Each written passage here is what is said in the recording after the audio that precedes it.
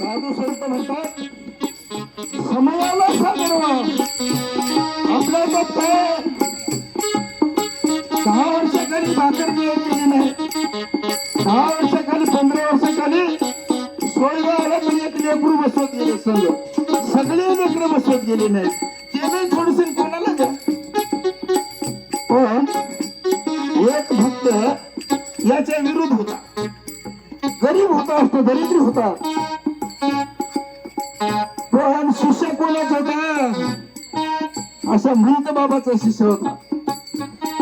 त्याला वाटतं कधीतरी आपल्या महाराजाला आपल्या घरला नेऊ. काय गरीब, पण एकाशी वेळ घातली महाराजाला. महाराज म्हणजे आज आमच्या घरला यावंच लागल. नको म्हणजे श्रीमंत माणसं जेवायला तयार होतात पंचपक्वान करायला, तू कशाला त्रास झाला? नाही महाराज म्हणजे गरीबाला घरला यावंच लागल. घरात नेलं, मध्ये बसवलं. जेवायला श्वास यायला, तुपाचा श्वास, तेलाचा श्वास, पंचपक्वानाचा श्वास येत आहे.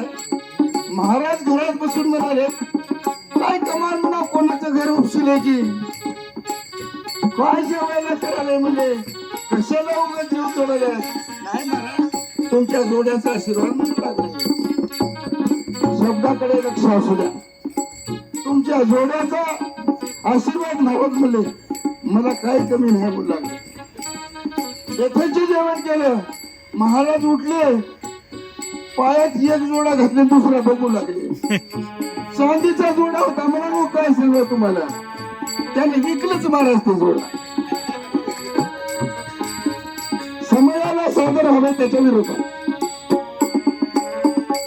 तुमच्या जोड्याचा आशीर्वाद महाराज म्हणजे अरे म्हणजे हे बी घेऊन जाय म्हणजे कसं हो मनुष्याला